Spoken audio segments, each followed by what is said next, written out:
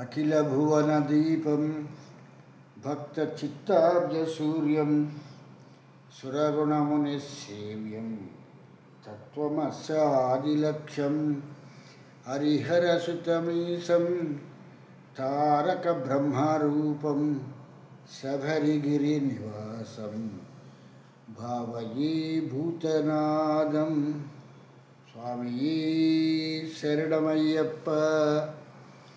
ప్రియమైన ఆత్మబంధువులారా, ఆశితుల వారి సౌజన్యంతో మనం ఈ భక్తి అనేటువంటి ఈ కార్యక్రమంలో విశ్వామిత్రుల వారు రాముని తీసుకుని అయోధ్య నుంచి సిద్ధాశ్రమానికి వెళ్ళి సిద్ధాశ్రమం నుంచి జనకపురికి వెళుతూ ఉండగా మహిమాన్వితమైనటువంటి శివధనస్సుని రామునికి చూపించటానికి తీసుకుని వెళుతూ ఉండగా మార్గమధ్యములో గంగా పరివ్రాహిక ప్రాంతంలో రామచంద్రుని ఉద్దేశించి విశ్వామిత్రుల వారు కుమారుని కథని చెప్పటం తటస్థించింది. ఆ కుమార కథ విన్న తర్వాత రాములు వారు ప్రశ్నించినట్లుగా గంగకి త్రిపద అనేటువంటి పేరు ఎలా వచ్చింది అనేటువంటి విషయాన్ని బహు కుతూహలంగా రాముడు తెలుసుకోవాలని చెప్పేసి ఆయన ప్రయత్నించటంతో ఆ కథని ప్రారంభించినటువంటి విశ్వామిత్రుల వారు సగర చక్రవర్తి గురించినటువంటి అయోధ్యని పాలించినటువంటి సగర చక్రవర్తి గురించి చెప్పుకొస్తున్నటువంటి ఈ యొక్క కథాగమనమునందు మనం ఒక చక్కని పాటతో మనం ఈ కథాగమనాన్ని ప్రారంభించుకుందాం.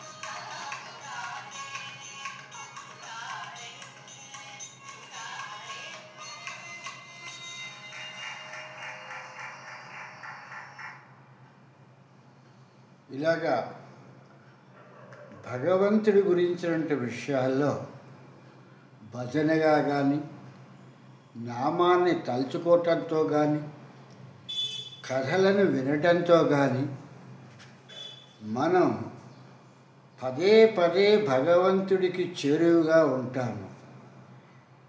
ఈ భక్తి అనేటువంటి దానికి వచ్చేటప్పటికీ నమ్మకము, విశ్వాసంతో ఏదో ఒక రూపాన్ని తీసుకుని ఆ ఒక రూపాన్ని మనం మానసికంగా ధ్యానిస్తూ, తలుచుకుంటూ, ప్రార్థిస్తూ, పూజిస్తూ ఉండేటువంటి దాన్నే భక్తి అని చెప్పేసి అంటాము అనేటువంటిది భగవద్గీతలో 9వ అధ్యాయంలో చెప్పినటువంటి విషయము. అంతే తప్పితే భక్తి అని అంటే పశువులు కుంకాలు వేసేసి ఏవో రాళ్ల మీద, రప్పల మీద అన్నట్టుగా మనం వాటిని పూజించటం కాదు. మానసికంగా ఆ ఒక రూపాన్ని మన మనసులో ముద్రించుకొని నమ్మకము, విశ్వాసము అనేటువంటి దానితో మనం చేసేటువంటి కార్యక్రమాన్ని భక్తి అని చెప్పేసి అంటారు అని చెప్పేసి ఇది భగవద్గీత 9వ అధ్యాయంలో చెప్పినటువంటి విషయం. ఈ యొక్క విరాట్ పురుషుడు సర్వాంతర్యామిగా అన్నిటా కూడా వ్యాప్తి చెంది ఉండటంతో ఈ విషయాన్ని గ్రహించలేనటువంటి మనుషులు రకరకాలైనటువంటి రూపాల్లో తీసుకుని ఈ యొక్క విరాట్ పురుషుణ్ణి వాళ్ళకి నచ్చినటువంటి రూపంలో వాళ్ళు భక్తి శ్రద్ధలతో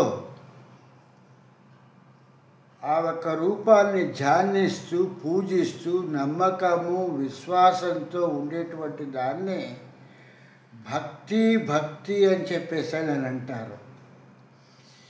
ఇలా చేస్తున్నటువంటి వీళ్ళకి ఏమనిపిస్తూ ఉంటుందంటే తమను ఆరాధించేటువంటి రూపం మాత్రమే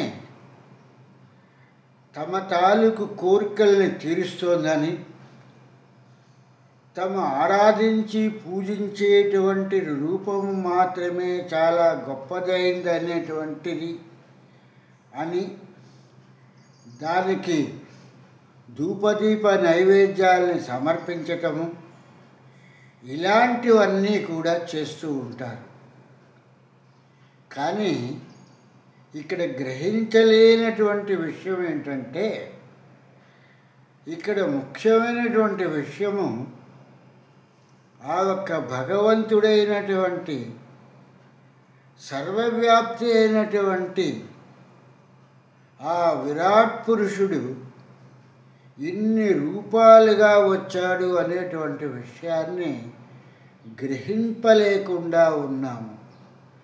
దీనికే గజేంద్ర మోక్షంలో చెప్పిన, ప్రహ్లాద చరిత్రలో చెప్పిన, పోతన గారు రాసేటప్పుడు ఏ రూపంబున దీని గెలుతూ అని చెప్పేసి అనటంలో ఎన్ని రూపాలు ఉన్నాయో తెలియదు కాబట్టి ఈ ఒక్క మొసలిని ఏ రూపంతో ఆ ఒక్క భగవంతుడిని తలుచుకుని నేను ఈ మొసలి నోట్లోంచి నా కాలు బయటికి తీసుకుంటాను అని చెప్పని అనుకోవటం జరిగింది. కనుక భ్రమలను విడనాడి రాముడైనా కృష్ణుడైనా ఏ రూపమైనా కూడా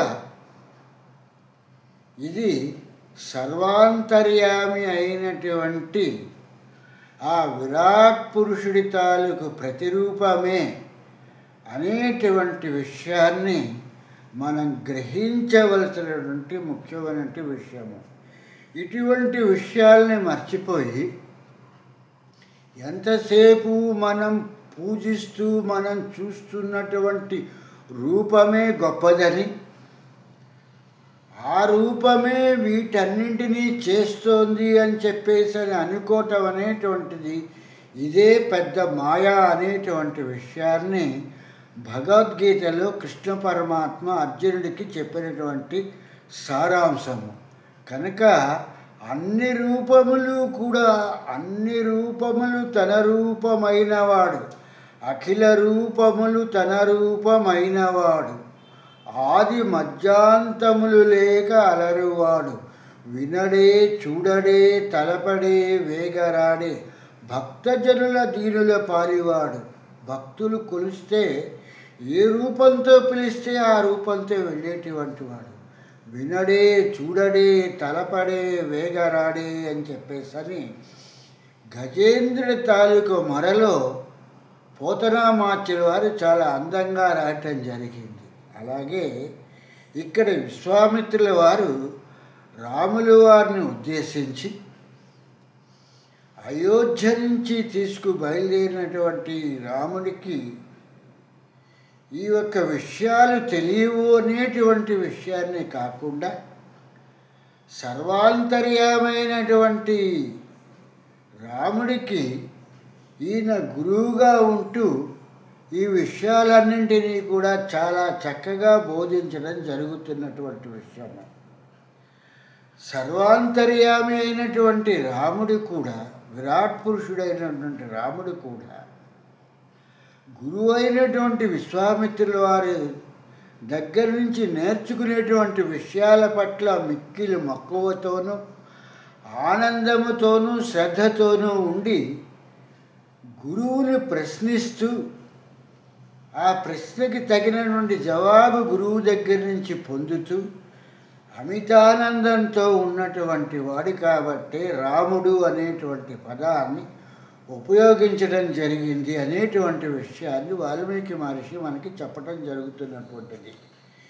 ఇటువంటి సమయంలో ఈ యొక్క కుమార సంభవాన్ని గురించి చెప్పిన తర్వాత ఈ గంగావతారణ గురించి ప్రారంభించి ఈ గంగకి త్రిపద అనేటువంటి పేరు ఎలా వచ్చింది అనేటువంటి దాని గురించి తీసుకుని, రామచంద్ర మీ తాలూకు వంశంలోనే అయోధ్యని పాలించేటువంటి సగర చక్రవర్తి అనేటువంటి ఒక చక్రవర్తి ఉన్నాడు. ఆ సగర చక్రవర్తికి ఈ యొక్క అయోధ్యని చాలా చక్కగా ప్రజానురంజకంగా పాలిస్తున్నాడు. ఈ పాలిస్తున్నటువంటి సమయంలో ఈ సగర చక్రవర్తికి విదర్భరాజు కుమార్తె అయినటువంటి కేసిని అనేటువంటి ఆమెనిచ్చి వివాహం చేయటం జరిగింది. కొంతకాలానికి అరిష్టనేమి అనేటువంటి పేరు కలిగినటువంటి కాశ్యపుని తాలూకు కుమార్తె అయినటువంటి సుమతిని కూడా ఈ సగర చక్రవర్తికి ఇచ్చి పెళ్లి చేయటం జరిగింది. కేసిని అనేటువంటి ఆమె పెద్ద భార్యగాను, సుమతి అనేటువంటి ఆమె చిన్న భార్యగాను ఉండటం జరిగింది. వీళ్ళిద్దరూ కూడా ఎంతో అన్యోన్యంగా సొంత అక్క చెల్లెలలాగా ఉంటున్నటువంటి సమయంలో సగర చక్రవర్తి అయోధ్యని ధర్మబద్ధంగా పాలిస్తున్నటువంటి రోజులలో సగర చక్రవర్తికి పుత్ర సంతతి లేకుండా ఉంది. పుత్ర సంతతి లేకపోయేటప్పటికీ సగర చక్రవర్తి కొంచెం వ్యాకులత చెంది ఆయన భృగు మహర్షి ఆశ్రమానికి వచ్చి, మహర్షి నా ఇద్దరి భార్యలందు కూడా నాకు సంతతి లేకుండా ఉన్నది, నన్నేం చేయమంటారు అని చెప్పేసని భృగు మహర్షిని ప్రార్థించటం జరిగింది. ఈ భృగు మహర్షి భృగు ప్రసరణ గిరియందు ఉన్నటువంటి ఈయన, నాయన ఈ ఒక గిరికి భృగు ప్రసవరణము అనేటువంటి పేరుంది. ఈ గిరియందు కూర్చుని నీవు తపస్సు చెయ్యి, ఆ తపస్సు చేస్తే నీకు తప్పకుండా నీకు పుత్ర సంతతి కలుగుతుంది అని చెప్పేసని ఈ యొక్క సగర చక్రవర్తికి చెప్పటం జరిగింది. ఈ మాటలు విన్నటువంటి సగర చక్రవర్తి తన ఇద్దరి భార్యలని ఉంచుకొని ఈయన తపాన్ని ఆచరించటం ప్రారంభించారు. అంటే ఒక పూజ చేస్తున్నామన్నా, ఒక వ్రతం చేస్తున్నామన్నా ఈనాటి కాలంలో భార్యని పక్కకి తోసేసి తనేదో గొప్పగా పూజ చేస్తున్నాను అనుకుని చెప్పేసి ఏదో బ్రహ్మచర్యంలో ఉన్నాను అని చెప్పేసేటువంటి భ్రమలో ఉండి ఇటువంటి కార్యక్రమాలని ఈనాటి కాలంలో చేస్తున్నటువంటి కాలం. కానీ నాటి కాలమునందు ఏ ఒక్కళ్ళు కూడా ఏ తపస్సు చేస్తున్నా, ఏ పూజ చేస్తున్నా, ఏ యజ్ఞం చేస్తున్నా, ఏ క్రతువు చేస్తున్నప్పటికీ కూడా భార్యల్ని ఎక్కడా కూడా వాళ్ళు దూరంగా ఉంచి వాళ్ళు ఆ క్రతువులని చేయలేదు అనేటువంటి విషయాన్ని రామాయణంలో మనకి చాలా చక్కగా చెప్తున్నటువంటి విషయం. వాల్మీకి మహర్షి మనకి చెప్తున్నటువంటి విషయం. అంటే పుత్రుల కొరకు తపస్సు చేస్తున్నటువంటి సగర చక్రవర్తి ఈ యొక్క ప్రథమ భార్య అయినటువంటి కేశినిని, రెండో భార్య అయినటువంటి సుమతిని కూడా దగ్గరనే ఉంచుకొని ఈయన తపాన్ని ఆచరించటం ప్రారంభించారు. కొన్ని సంవత్సరముల పాటు తపస్సు చేసిన తర్వాత ఆ ఒక భృగు మహర్షి ఈయన తాలూకు తపస్సుకి ఆనందించి సగర చక్రవర్తిని చూసి, నాయన నీకు సంతతి కలుగుతుంది, నీ ఇద్దరి భార్యలలో ఉత్తముడైనటువంటి సంతతి ఒకడు కావాలా, మహోన్నతమైనటువంటి సంతతి కావాలా అని చెప్పేసని సగర చక్రవర్తిని అడగటం తటస్థించింది. ఈ మాటలు విన్నటువంటి సగర చక్రవర్తి భృగు మహర్షిని, స్వామి మీరు సంతతిని ప్రసాదిస్తాను అని అనటమే నాకు చాలా ఆనందాన్ని కలిగించింది, కాబట్టి నా ఇద్దరి భార్యల యందు కూడా సంతతిని నాకు ప్రసాదించండి అని చెప్పేసని మీ వంశక్రమంలో ఉన్నటువంటి సగర చక్రవర్తి అడగటం జరిగింది భృగు మహర్షిని. ఈ మాటలు వింటున్నటువంటి ఈ సగర చక్రవర్తిని తాలూకు ఇద్దరి భార్యలు కూడా ఆనందించి ఎవరికి ఒక కొడుకు పుడతాడు, ఎవరికి 1000 మందిలో పుత్రులు పుడతారు అని చెప్పేసని భృగు మహర్షిని అడగటం ప్రారంభించారు. ఈ విషయం విన్నటువంటి భృగు మహర్షి, అమ్మ మీకు ఎవరెవరికి ఏ సంతతి కావాలి మీరే చెప్పండి, దాన్ని బట్టి నేను అనుగ్రహిస్తాను అని చెప్పేసని భృగు మహర్షి చెప్పటం జరిగింది. దానికి పెద్ద భార్య అయినటువంటి ఈ కేశిని అనేటువంటి ఆమె, మహానుభావ నాకు ఒక్క కుమారుడైనా సరే, వంశంలో గొప్పవాడైనటువంటి కుమారుడు నాకు ఉంటే చాలు, వాడి మూలంగా వంశం తరిస్తుంది అంటే అంతకన్నా నాకు కావలసినది ఏమున్నది అనేటువంటి విషయాన్ని అందరెదురకుండా చెప్పటం జరిగింది. ఈ మాటలు విన్న తర్వాత సుమతి ఈ అరిష్టనేమి అనేటువంటి ఆమె కూతురు, అలాగే కశ్యపుని తాలూకు కుమార్తె, గరుత్మంతుని సోదరి అయినటువంటి సుమతి నాకు 60,000 మంది పుత్రుల్ని ప్రసాదించమని చెప్పేసని భృగు మహర్షిని అడగటం జరిగింది. దానికి ఆయన సంతసించి మీ అభీష్టము నెరవేరుగాక అని అనుటతో ఆ ఒక కోరిక ప్రకారంగా సగర చక్రవర్తి తన తాలూకు ఇద్దరి పత్రుల్ని ఎంటబెట్టుకొని అయోధ్య నగరానికి రావటం జరిగింది. ఈ అయోధ్య నగరానికి వచ్చిన తర్వాత కేసిని అనేటువంటి ఆమెకే అసమంజుడు అనేటువంటి పేరుతో ప్రసిద్ధికెక్కినటువంటి ఒక కుమారుడు కలగటం జరిగింది. ఇలా కొంతకాలం అయిన తర్వాత